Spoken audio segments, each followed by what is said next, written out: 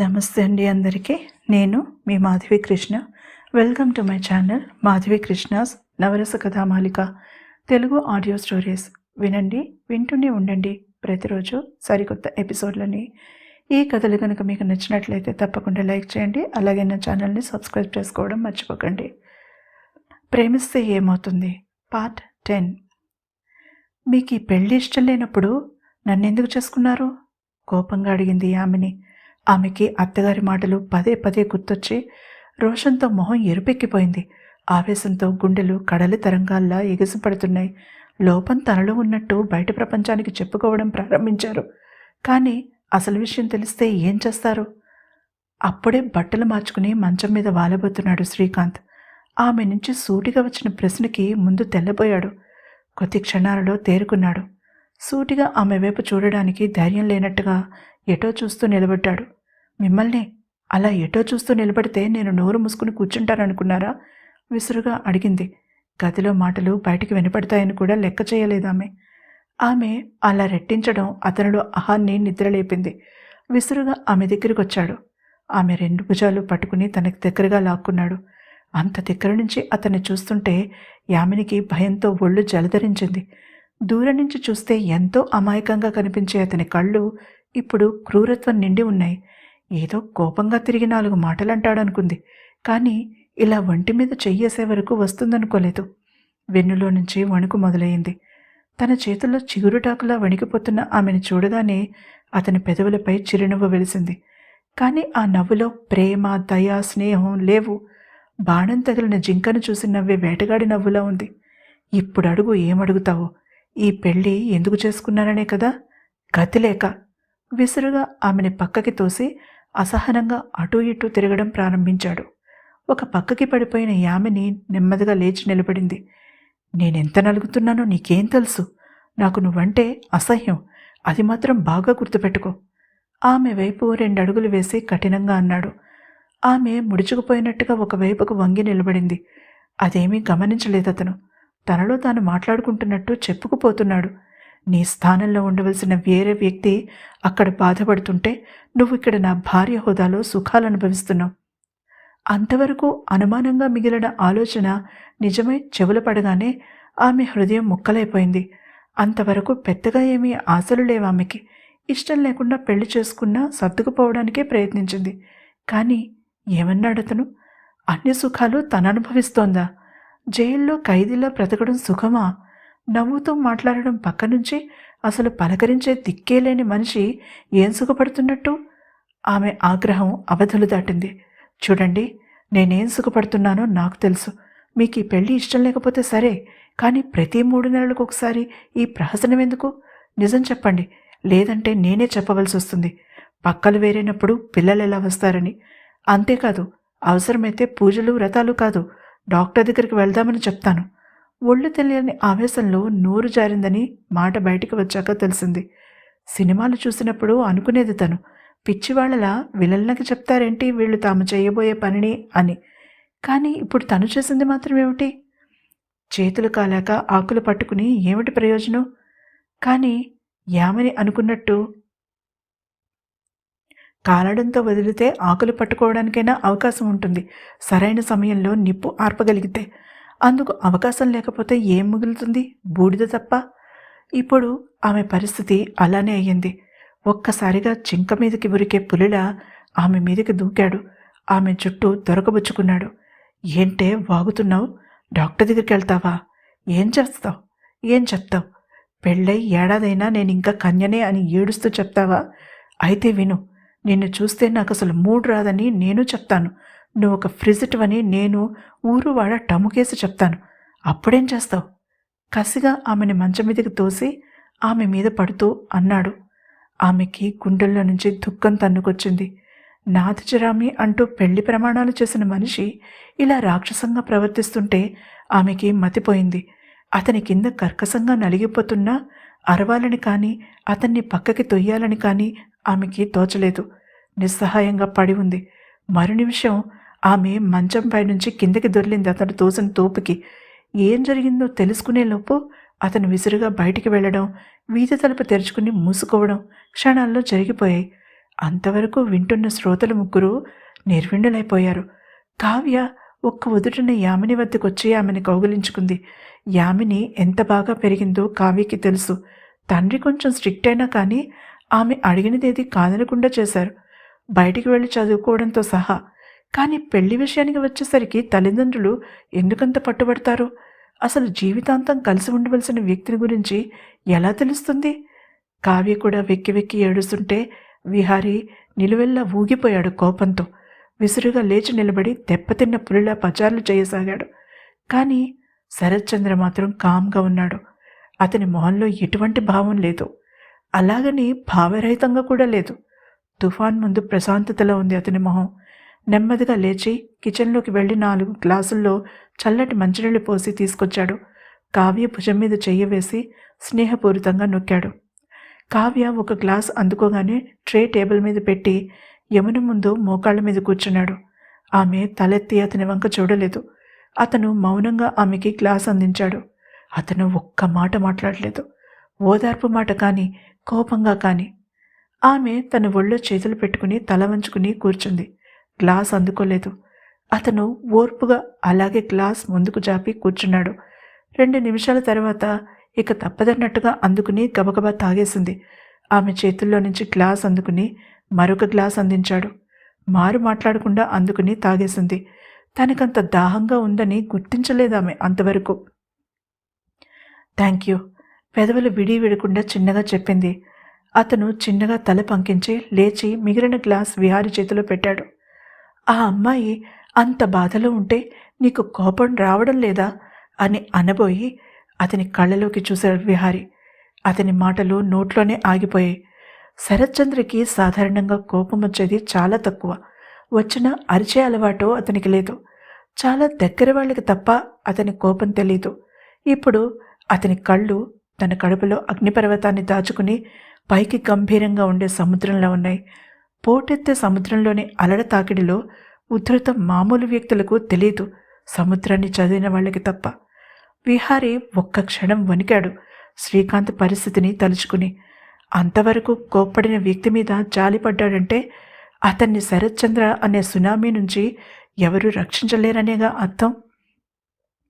తర్వాత ఏం జరిగింది అడిగాడు చాలా మామూలుగా. కానీ జాగ్రత్తగా గమనిస్తే శరత్చంద్ర గొంతులో నియంత్రించుకున్న కోపం వినిపిస్తుంది. అప్పటికి యామిని కొద్దిగా తేరుకుంది. కావ్య ఆమె పక్కనే కూర్చుని ఆమె చేతిని తన చేతుల్లోకి తీసుకుంది. విహారీ నెమ్మదిగా కుర్చీలో కూలబెట్టాడు. శరత్చంద్ర మాత్రం యామినికి ఎదురుగా గోడకి ఆనుకుని చేతులు కట్టుకుని నిలబడ్డాడు. అతని కళ్ళు సూటిగా ఆమెనే చూస్తున్నాయి. ఇద్దరి కళ్ళు కలుసుకున్నాయి. అతని కళ్ళలో ఆత్రతే ఆమెని కదిలించిందో లేక అతని చూపులో నిన్ను నేను అర్థం చేసుకున్నాను అనే సందేశమే ఆమె హృదయాన్ని చేరిందో కానీ ఆమె అతని కళ్ళలోకి సూటిగా చూస్తూ పెదవులు విప్పి చెప్పడం మొదలుపెట్టింది. నేను మీతో అబద్ధం చెప్పాను. సూటిగా శరత్చంద్ర కళ్ళలోకి చూస్తూ అంది యామిని. అయస్కాంతాల్లాంటి ఆ కళ్ళు ఏ విషయంలో అని ప్రశ్నిస్తున్నట్టుగా చూశాయి ఆమె వంక. ఆ క్షణంలో యామిని కళ్ళకి అతను తప్ప వేరే ఏమీ కనిపించలేదు, వినిపించలేదు. మిగిలిన ఇద్దరు చిత్తరువులే అయ్యారు. ఆ రాత్రి మీరు నన్ను చూసే సమయానికి నేను ఈ లోకం విడిచి వెళ్ళిపోవడానికి ధైర్యం కూడగట్టుకుంటున్నాను. యామిని అతని కళ్ళు ఒక్క క్షణం కోపంతో చిన్నవడం గమనించింది. కేవలం ఒక్క క్షణం మాత్రమే. ఆ తర్వాత మామూలుగా ఎప్పటిలా ప్రశాంత తటాకాల్లా అయ్యాయి. నాకు తెలుసు, ఆత్మహత్య మహాపాపం, పిరికివాళ్ల లక్షణం. కానీ ఆ క్షణం నాకు అలా అనిపించలేదు. ఏం చెయ్యాలో, ఎటు పోవాలో, ఎవరిని అడగాలో అంతా అయోమయంగా అనిపించింది. ఆమె గొంతు సన్నగా వణికింది. ఆమె మరిక మాట్లాడలేనట్టుగా పెదవులు బిగించింది. ఒక్క నిమిషం ఆ గదిలో మౌనం రాజ్యమేలింది. కావ్య షాక్ తగిలినట్టుగా కళ్ళు పెద్దవి చేసుకుని చూస్తోంది యామిని వైపు. విహారీ తెల్లబోయాడు. ఆ రాత్రి శరత్చంద్ర యామినిని చూసి ఉండకపోతే ఏం జరిగేదో తలుచుకుంటేనే అతని అరచేతులు చెమటలు పట్టేశాయి. యామిని కళ్ళలో నుంచి 2 కన్నీటి చుక్కలు ఆమె చెంపల మీదుగా కిందకి జారాయి. అతను ఒక్క క్షణం కళ్ళు మూసుకుని బలంగా ఊపిరి పీల్చి వదిలాడు. అతని పిడికిళ్ళు బిగుసుకున్నాయి. అతనికి దేన్నైనా బలంగా విసిరాలనిపించింది, ముక్కలు ముక్కలుగా చేయాలనిపించింది. ఒక్క క్షణం తను ఆలస్యం చేసి ఉంటే ఆ తర్వాత తలుచుకోవడానికే శరత్చంద్రకి భయం వేసింది. జీవితంలో అంతవరకు దేనికి భయపడలేదతను. యామిని పెళ్లి చేసుకుని ఎక్కడో సుఖంగా ఉంది అనుకోవడం వేరు, కానీ యామిని లేని ప్రపంచాన్ని తలుచుకోవడానికే ఇష్టంగా అనిపించలేదు. ఏం జరిగింది? అతని కంఠం చాలా మృదువుగా వినిపించింది ఆ నిశ్శబ్దంలో, లాలనగా, బుజ్జగిస్తున్నట్టుగా. అతనిలో రగులుతున్న ఆవేశం కేవలం అతనికే తెలుసు. విహారీ చాలా వరకు ఊహించగలిగాడు. తను ప్రేమించిన వ్యక్తి పరిస్థితులతో పోరాడలేక జీవితాన్ని అంతం చేసుకుంటే ఆ వ్యక్తి మానసిక పరిస్థితి ఏమవుతుంది? ఒక రచయితగా అతను ఎందరో వ్యక్తుల్ని కలిశాడు, మాట్లాడాడు, కానీ తనే ఆ పరిస్థితిని ఎదుర్కోవలసి వస్తుందని మాత్రం అతను ఊహించలేదు. శరత్చంద్ర ఆలోచనల్ని చెదరగొడుతూ యామిని గొంతు విప్పింది. ఆ రోజు వాళ్ల మధ్య అంత పెద్ద గొడవ జరిగి శ్రీకాంత్ బయటికి వెళ్ళిపోయిన తర్వాత యామిని నిస్సత్తుగా తన పక్క మీద వాలిపోయింది. జరిగిన సంఘటనని కానీ సంభాషణని కానీ ఆమె జీర్ణించుకోలేకపోయింది. నిద్రలోకి జారిపోయిన ఆమెకి శ్రీకాంత్ ఇంటికి రావడం, ఏమీ జరగనట్టుగా తన పక్క మీద వాలి నిద్రపోవడం తెలీదు. మరుసటి రోజు యథాప్రకారం పూజలు, స్నానాలు మొదలయ్యాయి. ఆమెకి అత్తగారి దగ్గర ఈ విషయం ఎలా కదపాలో అర్థం కాలేదు. మౌనంగా ఆలోచిస్తూనే పూజ పూర్తి చేసింది. ఇంకా ఒక్కరోజు ఓపిక పడితే ఈ ప్రహసనం పూర్తవుతుంది. అప్పుడు ఏం చేయాలన్నది ఆలోచించుకోవాలనుకుంది యామిని. ఇక పనుల హడావిడిలో పడి ఆమెకి ఇంకా ఆ విషయం గురించి ఆలోచించే తీరిక లేకపోయింది. బాగా అలసిపోవడంతో ఆ రోజు రాత్రి రోజు కన్నా త్వరగా నిద్రపోయింది యామిని. మధ్యరాత్రి హఠాత్తుగా మెలకు వచ్చింది ఆమెకి. బెడ్ లైట్ ఎప్పుడు ఆరిపోయిందో తెలీదు. గదంతా చీకటిగా ఉంది. బహుశా కరెంటు పోయి ఉక్కపోతకు మెలకు వచ్చి ఉంటుందనుకుంది యామిని. గొంతు తడారిపోయినట్టుగా అనిపించి మంచినీళ్ల కోసం లేవబోయింది. ఇంతలో సన్నగా మాటలు వినిపించడంతో కదలకుండా అలానే పడుకుని చెవులు రిక్కించింది. మాటలు బాత్రూంలో నుంచి వినిపిస్తున్నాయి. ఆ నిశ్శబ్దంలో ఎక్కువ కష్టపడే అవసరం లేకుండానే వినిపిస్తోంది శ్రీకాంత్ కంఠం. అవును, ఆ బ్రహ్మరాక్షసికి నోరు లేచింది. అనుమానం వచ్చిందేమో అని నా డౌట్. అటు నుంచి ఎవరు మాట్లాడుతున్నారో ఆమెకి అర్థం కాలేదు. నన్నేం చేయమంటావు? డాక్టర్లు టెస్ట్లోనే వాగుతోంది. ఇలా కాదు, నాకొక ప్లాన్ వచ్చింది అంటూ వివరించడం మొదలుపెట్టాడు. వింటున్న యామిని మొహం రక్తమంతా ఇంకిపోయినట్టుగా తెల్లగా పాలిపోయింది. భయంతో, జుగుప్సతో ఆమె గుండె వేగం హెచ్చింది. చీకటికి భయపడిన పసిపిల్లలు మూసుకున్నట్టుగా గట్టిగా కళ్ళు మూసుకుంది యామిని. ఆమెకి కడుపులో దేవేస్తున్నట్టుగా ఉంది. బలవంతంగా పెదవులు బిగబట్టింది. ఇంకా మాట్లాడుతూనే ఉన్నాడు శ్రీకాంత్. రేపటితో పూజలైపోతాయి. మరుసటి రోజు నా పేరెంట్స్ వెళ్ళిపోతారు. అప్పుడు వినయ్ని ఇంటికి ఇన్వైట్ చేసి నా ఫ్రెండ్ లాగా పరిచయం చేస్తాను. ఏదో ఒక వంకతో నేను 1 గంట బయటికి వెళ్తాను. అతన్ని పని పూర్తి కానివ్వమని చెప్తాను. ఒకసారి అది వాడికి లొంగిపోయిందంటే ఇక మన దారికి అడ్డురాదు. నోరు మూసుకుని పడుంటుంది. అంతగా అయితే అది తాగే కాఫీలో స్లీపింగ్ పిల్ కలిపేస్తే గొడవ ఉండదు. దాన్ని తాకే అవసరం లేకుండానే మన పని అయిపోతుంది. ఒకే దెబ్బకి 2 పిట్టలు. అటు నా పేరెంట్స్కి 3 నెలలు తిరిగేసరికి గుడ్ న్యూస్ చెప్తుంది. నేను ఊపిరి పీల్చుకోవచ్చు. చెప్పడం ఆపి యామిని సోఫా వెనక్కి తల వాల్చి కూర్చుంది. ఆమె కరులలో నుంచి కన్నీరు కారణం ఎప్పుడో ఆగిపోయినట్టుగా చారికలు మాత్రం ఉన్నాయి. ఎంత నీచానికి ఒడిగట్టాడు! స్వయానా తను తాళి కట్టిన భార్యని వేరే వెధవ ద్వారా నాశనం చేయించడానికి ప్లాన్ చేస్తాడా? ఇంతకన్నా ఘోరం ఇంకేదైనా ఉందా? ఒక చెడ్డ పదం వాడుతూ ఆవేశంగా అంది కావ్య సోఫాలో నుంచి లేస్తూ. ఆగ్రహంతో కంపించిపోతున్న ఆమెను చూసి విహారీ దగ్గరికి జరిగి ఆమె భుజం మీద చెయ్యి వేశాడు, ఆవేశాన్ని అదుపు చేసుకోమన్నట్టుగా. అతి కష్టం మీద శాంతించింది కావ్య. ఆమెకి శ్రీకాంత్ కనిపిస్తే నిలువున చీరేయాలనిపించింది. ఎవరి ఆలోచనల్లో వాళ్ళు ఉండి శరత్చంద్రని గమనించలేదెవరో. అతని చేతిలో ఉన్న కాసు గ్లాసు ఒత్తిడికి భళ్ళున బద్దలైంది.